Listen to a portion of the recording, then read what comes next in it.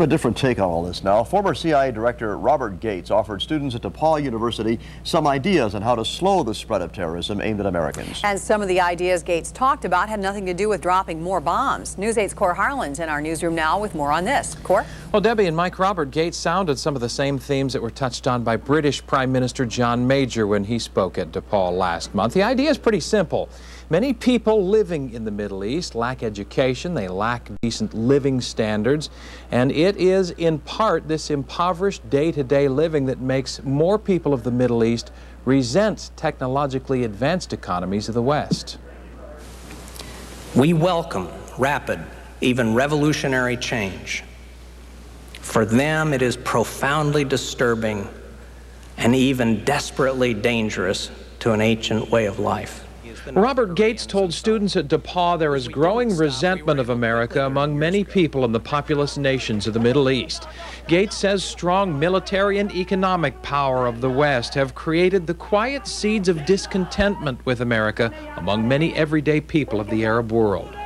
And thus the large number of people in the Middle East and the Persian Gulf and elsewhere around the world who, I must tell you, took satisfaction from what happened on September 11th.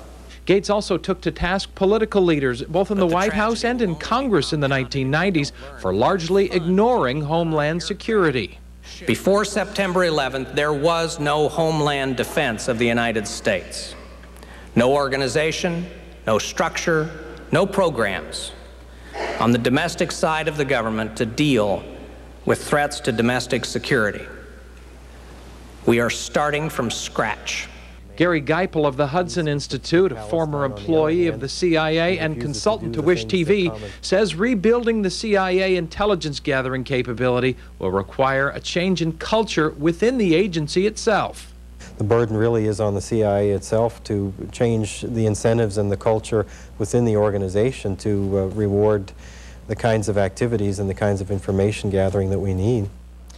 Now, during the question and answer phase of Gates' speech tonight, one of his suggestions for improving the lives of impoverished Palestinians, for instance, is to create what he calls a Palestinian Development Bank, actually loaning Palestinians money to start and grow businesses of their own at home. The hopelessness and despair that is now felt by a good many Palestinians, says Gates, can quickly turn into acts of terror unless those people have better alternatives. Mike and Debbie. Interesting, Kohr. Thank you. Kohr Harlan in our newsroom.